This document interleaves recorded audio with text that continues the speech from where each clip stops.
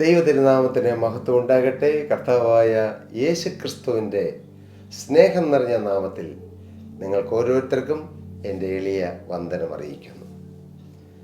ദൈവത്തിൻ്റെ വചനത്തിന് മുമ്പാകെയാണ് നാം ഇരിക്കുന്നത്. ഈ വചനം നമ്മുടെ ജീവിതത്തിൽ എന്തെല്ലാം അത്ഭുതങ്ങൾ ചെയ്യുമെന്ന് നമ്മുടെ മാനുഷികമായ ഒരു ചിന്ത കൊണ്ടോ വാക്കുകൊണ്ടോ വർണ്ണിക്കാൻ കഴിയുകയില്ല. അത്രമാത്രം അത്ഭുതങ്ങളും അടയാളങ്ങളും പ്രവർത്തിക്കാൻ യേശുവിൻ്റെ വചനത്തിന് കഴിയും. ഉൽപ്പത്തി പുസ്തകം 1-ാമത്തെ അധ്യായം വായിക്കുമ്പോൾ ദൈവവചനത്താൽ ജീവുള്ള ദൈവം എന്തെല്ലാം അത്ഭുതകരമായ കാര്യങ്ങളാണ് നിവർത്തിച്ചതെന്ന് നമുക്ക് അത്ഭുതത്തോടെ വായിക്കാൻ കഴിയും. ആ വചനത്തിൻ്റെ ശക്തി കുറഞ്ഞിട്ടില്ല. ആ വചനം ഇന്നും പ്രവർത്തിച്ചുകൊണ്ടിരിക്കുന്നു, എന്നും പ്രവർത്തിക്കും. വചനത്തിൻ്റെ ശക്തി, വചനത്തിൻ്റെ സ്വാധീനം അത് വലുതാണ്, അത് അത്യന്തം ശ്രേഷ്ഠമാണ്. നമുക്ക് വായിക്കാം ലൂക്കോസിന്റെ സുവിശേഷം 5-ാം അധ്യായം അതിൻ്റെ 1-ാമത്തെ വാക്യം മുതൽ നമുക്കൊന്ന് വായിച്ച് ധ്യാനിക്കാം. യേശു ഗെനസരത്ത് തടാകത്തിൻ്റെ കരയിൽ നിൽക്കുമ്പോൾ പുരുഷാരം ദൈവവചനം കേൾക്കേണ്ടതിന് അവനെ തിക്കിക്കൊണ്ടിരിക്കുകയും. വളരെ മനോഹരമായ ഒരു ഭാഗമാണത്. യേശു ഒരു തടാകത്തിൻ്റെ കരയിൽ നിൽക്കുന്നു. യേശു എവിടെ ചെന്ന് നിന്നാലും അവിടെ പുരുഷാരം വരും. യേശു എവിടെയുണ്ടോ അവിടെ ജനം വരും. യേശുവിൻ്റെ സാന്നിധ്യം എവിടെയുണ്ടോ അവിടെ ജനം പോകും. നാം അവരെ തടുത്തിട്ട് കാര്യമില്ല. യേശുവിനെ കാണുക, യേശുവിൽ നിന്ന് കേൾക്കുക, യേശുവിൽ നിന്ന് അനുഭവിക്കുക, യേശുവിൻ്റെ കരസ്പർശനം ഏൽക്കുക, യേശു കൊടുക്കുന്ന സൗഖ്യം അനുഭവിക്കുക, യേശു കൊടുക്കുന്ന വിടുതൽ ജീവിതത്തിൽ അനുഭവിക്കുക. ഇതെല്ലാം മനുഷ്യ ഹൃദയത്തിൽ ദൈവം നിക്ഷേപിച്ചിരിക്കുന്ന ചില ആഗ്രഹങ്ങളാണ്, പ്രാർത്ഥനകളാണ്. യേശുവിൻ്റെ അടുക്കിലേക്ക് ജനം വന്നു. യേശു ഗെനേസരത്ത് തടാകത്തിന് കരയിൽ നിൽക്കുമ്പോൾ പുരുഷാരം ദൈവവചനം കേൾക്കേണ്ടതിന് അവനെ തിക്കിക്കൊണ്ടിരുന്നു. വചനം കേൾക്കാൻ ദാഹമുള്ള ഒരു കൂട്ടം ജനത്തെ നമുക്കിവിടെ കാണാം. വചനം കൊടുക്കുന്ന യേശുവിനെ കാണാം. വചനം നൽകുന്ന യേശുവും വചനം കേൾക്കാൻ ദാഹത്തോടെ നിൽക്കുന്ന ജനവും. അവിടെയാണ് അത്ഭുതങ്ങൾ നടക്കുന്നത്. അവിടെയാണ് വലിയ വീര്യപ്രവൃത്തികൾ നടക്കുന്നത്. അവിടെയാണ് ചില സൂപ്പർ നാച്ചുറൽ മിറക്കിൾസ് നടക്കുന്നത്. ഈ സൂപ്പർ നാച്ചുറൽ എന്നൊക്കെ പറയുമ്പോൾ ഈ സൂപ്പർമാനൊക്കെ ചെയ്യണ പോലെയാണെന്നൊക്കെ ചിന്തിക്കുന്നവരുണ്ട്. എൻ്റെ പ്രിയപ്പെട്ടവരെ, അത് വചനം അറിയാത്തതുകൊണ്ടാണ്. ഈ ബൈബിൾ മുഴുവൻ എത്രയോ ഭാഗങ്ങളിൽ സൂപ്പർ നാച്ചുറൽ മിറക്കിൾസ് നടന്നിട്ടുണ്ട്. യേശു ചെയ്തത് അധികവും സൂപ്പർ നാച്ചുറൽ മിറക്കിൾസ് ആണ്. എന്താ ഈ സൂപ്പർ നാച്ചുറൽ എന്ന് പറഞ്ഞാൽ? സാധാരണ ഭൂമിയിൽ സംഭവിക്കുന്നതിന് അപ്പുറമായി സംഭവിക്കുന്ന കാര്യങ്ങളെന്നേ അതിനർത്ഥമുള്ളൂ. നാച്ചുറൽ അല്ലാതെ സൂപ്പർ നാച്ചുറലായി സംഭവിക്കുന്ന കാര്യങ്ങൾ.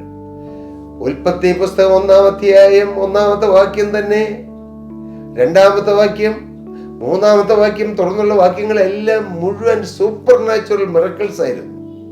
ഉണ്ടാകട്ടെ എന്ന് ദൈവം കൽപ്പിച്ചു, ഉണ്ടായി. അതുവരെ ഇല്ലാത്തത്. വെളിച്ചമുണ്ടാകട്ടെ എന്ന് ദൈവം കൽപ്പിച്ചു. അതുവരെ ഇല്ലാത്ത വെളിച്ചം ഉണ്ടാകട്ടെ എന്ന് ദൈവം കൽപ്പിച്ചു, വെളിച്ചമുണ്ടായി. അതൊരു സൂപ്പർ നാച്ചുറൽ മിറക്കിളായിരുന്നു. ദൈവവചനം സൂപ്പർ നാച്ചുറൽ മിറക്കിൾസ് ചെയ്യും. അത് പഴയ നിയമത്തിൽ മാത്രമല്ല, നാം അങ്ങനെ വായിച്ചു വായിച്ചു വായിച്ചു വരുമ്പോൾ എല്ലാം ഏതെല്ലാം കാര്യങ്ങൾ അത്ഭുതകരമായി ഓരോ പുസ്തകത്തിലും ദൈവത്തെ അനുഭവിച്ച ഓരോ വ്യക്തിയിലും ഹാനോക്ക് ദൈവത്തോട് കൂടെ നടന്നു. ദൈവം അവനെ എടുത്തുകൊണ്ടതിനാൽ കാണാതെയായി. സൂപ്പർ നാച്ചുറലാണ്. സാധാരണ ഒരു മനുഷ്യന് സംഭവിക്കുന്ന മരണമല്ല സംഭവിച്ചത്. ദൈവം എടുത്തുകൊണ്ടു കാണാതെയായി. നോഹ അതുവരെ കാണാത്ത മഴയുണ്ടായി. ലോകം മുഴുവൻ വെള്ളത്താൽ നിറഞ്ഞു. ദൈവം വെള്ളമുണ്ടാക്കി. ആകാശം എത്തോളം വെള്ളം. സാധാരണ മഴയല്ല, സൂപ്പർ നാച്ചുറലാണത്. ഇങ്ങനെ വന്നു വരുമ്പോൾ എന്തെല്ലാം കാര്യങ്ങൾ. ശിംശോൻ എന്ന് പറഞ്ഞ ഒരു മനുഷ്യൻ, ഒരു ചെറിയ മനുഷ്യൻ, നമ്മെ പോലെ ഒരു മനുഷ്യനാണ് അദ്ദേഹവും. അദ്ദേഹം ചെയ്തതിൽ എന്തെല്ലാം കാര്യങ്ങളാണ് നമുക്ക് സാധിക്കുന്നതാണോ? അല്ല, അത് സൂപ്പർ നാച്ചുറലാണ്. എൻ്റെ പ്രിയപ്പെട്ടവരെ, നിങ്ങളുടെ ജീവിതത്തിൽ നിങ്ങൾ ചിന്തിക്കുന്നതിലുപരിയായി നിങ്ങളുടെ ജീവിതത്തിൽ ഒരു അത്ഭുതം പ്രവർത്തിക്കാൻ യേശുവിന് കഴിയും. സാധാരണ സംഭവിക്കുന്നതല്ല, അതിനതീതമായി പ്രവർത്തിക്കാൻ യേശുക്രിസ്തുവിന് കഴിയും. നിങ്ങൾ പ്രാർത്ഥിക്കണം. കർത്താവേ, എൻ്റെ സാഹചര്യം നോക്കിയാൽ, എൻ്റെ ഇപ്പോഴത്തെ അവസ്ഥ നോക്കിയാൽ ഒരു സാധ്യതയുമില്ല. എൻ്റെ കടം മാറാൻ ഒരു സാധ്യതയുമില്ല. എൻ്റെ രോഗം മാറാൻ സാധ്യതകൾ തെല്ലുമില്ല. എൻ്റെ കുടുംബം അഭിവൃദ്ധിയിലേക്ക് വരാൻ കർത്താവ് യാതൊരു സാധ്യതയുമില്ല. എൻ്റെ ഭർത്താവ് മദ്യപാനെന്ന് കരയേറുവാൻ ഒരു പ്രതീക്ഷയുമില്ല. ഇങ്ങനെ 100 കാര്യങ്ങൾ. എൻ്റെ മക്കൾ ദൈവവഴിയിലേക്ക് വരുവാൻ സാധ്യതകളില്ല.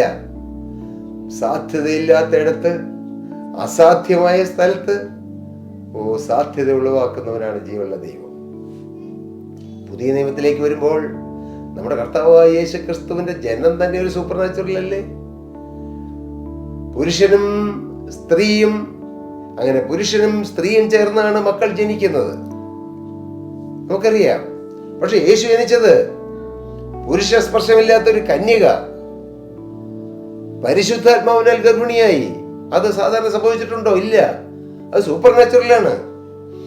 യേശു ജനിച്ചതും യേശു പ്രവർത്തിച്ചതും അനേക കാര്യങ്ങൾ സൂപ്പർ നാച്ചുറലാണ്. കർത്താവിന്റെ സ്തോത്രം. ഞാൻ നിങ്ങളോട് പറയാം, നിങ്ങളുടെ ജീവിതത്തിൽ ഒരു അത്ഭുതകരമായ കാര്യം ചെയ്യാൻ യേശുവിന് കഴിയും. നിങ്ങൾ വിശ്വസിക്കുക. എൻ്റെ ജീവിതം മാറും. എൻ്റെ ജീവിതത്തിൽ വൻ കാര്യങ്ങൾ ദൈവം ചെയ്യും.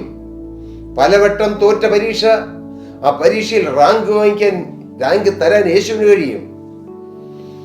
എല്ലാവരും തള്ളിക്കളഞ്ഞ് ഒരു ജോലി കിട്ടാതെ നടക്കുന്ന എനിക്ക് ഉന്നതമായൊരു ജോലി തരാൻ യേശുവിന് കഴിയും.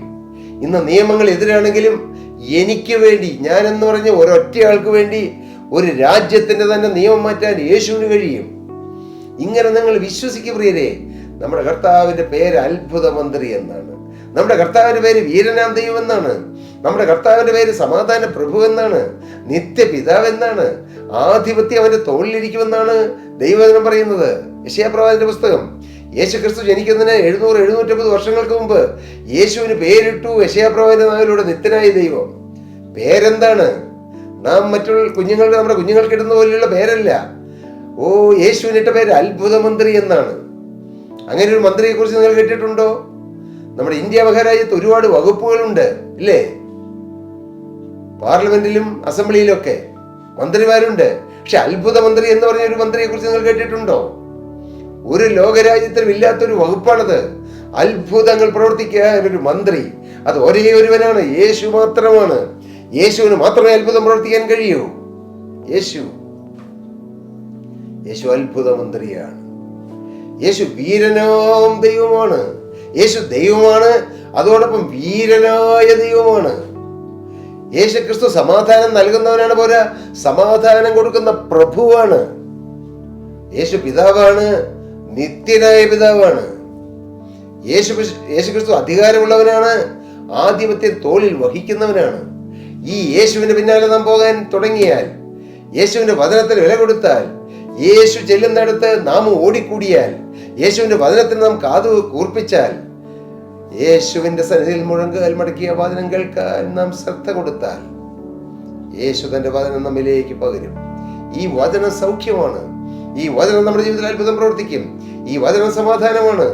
ഈ വചനം കേൾക്കുമ്പോൾ, ഈ വചനത്തിന് മുമ്പിൽ നാം നമ്മെ താഴ്ത്തുമ്പോൾ നമ്മുടെ ജീവിതം മാറും, നമ്മുടെ സ്വഭാവം മാറും. വേദപുസ്തകത്തിൽ ഒരു വാക്യമുണ്ട്, കൂശ്യന് തന്റെ തൊക്കും പുള്ളിപ്പുലിക്ക് തന്റെ പുള്ളിയും മാറ്റാൻ കഴിയുമോ? ലോകപ്രകാരം കഴിയില്ല. കൂശ്യൻ, കറുത്ത വർഗത്തിൽപ്പെട്ട നീഗ്രോ വംശത്തിൽപ്പെട്ട ആ മനുഷ്യരുടെ തൊക്കു മാറ്റാൻ പറ്റുകയില്ല. അത് ജന്മസിദ്ധമാണ്. പുള്ളിപ്പുലി ജനിക്കുമ്പോൾ തന്നെ പുള്ളിയോടുകൂടി ജനിക്കുന്ന പുള്ളി മാറ്റാൻ കഴിയില്ല. പക്ഷെ ദൈവം പറയുന്നു, ദോഷം മൊത്തം ചെയ്യുവാൻ ശീലിച്ചിരിക്കുന്ന നിങ്ങൾക്ക് നന്മ ചെയ്യാൻ കഴിയും പ്രിയരെ. നിങ്ങൾ ശുഭാപ്തി വിശ്വാസമുള്ളവരാകുക, പോസിറ്റീവ് തിങ്കിങ് ഉള്ളവരാകുക. എൻ്റെ ജീവിതം മാറും, യേശു മാറ്റും. എൻ്റെ സ്വഭാവം മാറും, യേശു മാറ്റും. എനിക്ക് നല്ല വിദ്യാഭ്യാസം കിട്ടും, യേശു തരും. എനിക്ക് നല്ല വരുമാനം കിട്ടും, യേശു തരും. എനിക്ക് കർത്താവ് നല്ല കുടുംബജീവിതം തരും, യേശു തരും. എൻ്റെ കുടുംബം മാറും, യേശു തരും. ഇന്നത്തെ എൻ്റെ സ്ഥിതി മാറും, യേശു തരും. ഇതിലെല്ലാത്തിലുപരി യേശു എനിക്ക് രക്ഷ തരും. സ്തോത്രം. എൻ്റെ പേരും ജീവന്റെ പുസ്തകത്തിൽ എഴുതി ചേർക്കും. ഇങ്ങനെ നമ്മൾ ആത്മീയവും ഭൗതികവുമായി യേശുവിലൂടെ നാം പലതും പ്രാപിക്കുമെന്നും യേശു തരുമെന്നും നാം വിശ്വസിക്കണം. വിശ്വസിക്കുമ്പോഴാണ് അത്ഭുതം നടക്കുന്നത്. മകളെ, നിനക്ക് വിശ്വസിക്കാമോ? മകനെ, നിനക്ക് വിശ്വസിക്കാമോ? നീ ഇന്ന് നാളുകളായി ജോലി നഷ്ടപ്പെട്ട് ഏകാന്തതയിൽ കഴിയുകയാണ്. ഒരല്പം നിരാശയൊക്കെ വന്നു തുടങ്ങി. ആദ്യമൊന്നും നിരാശയില്ലായിരുന്നു, കാരണം വലിയ പ്രതീക്ഷയായിരുന്നു. പക്ഷേ മാസങ്ങൾ കഴിഞ്ഞു, ജോലി കിട്ടിയില്ല. ചെറിയ നിരാശയുടെ കരുതലില്ലേ?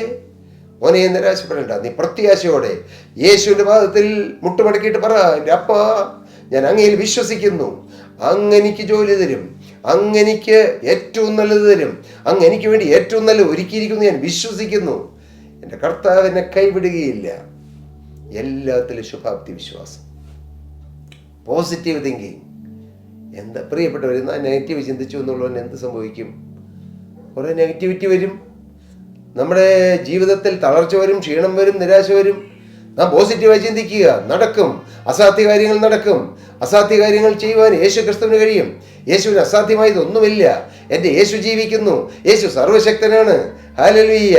ആ ഗന്നേസരത്തിന്റെ കരയിൽ യേശു നിൽക്കുമ്പോൾ പുരുഷാരം ദൈവം കേൾക്കേണ്ടതിന് അവൻ എത്തിക്കൊണ്ടിരുന്നു. ഓ വചനം കേൾക്കാൻ ദാഹമുള്ള ഒരു കൂട്ടം ജനം. വചനം കേൾക്കാൻ നിങ്ങൾക്ക് ദാഹമുണ്ടെങ്കിൽ നിങ്ങളാണ് ഈ ഭൂമിയിൽ വെച്ച് ഏറ്റവും വലിയ ഭാഗ്യവാൻ. നിങ്ങളുടെ കുടുംബത്തിൽ നിങ്ങൾ എല്ലാവരും വചനം കേൾക്കുന്നവരാകണം.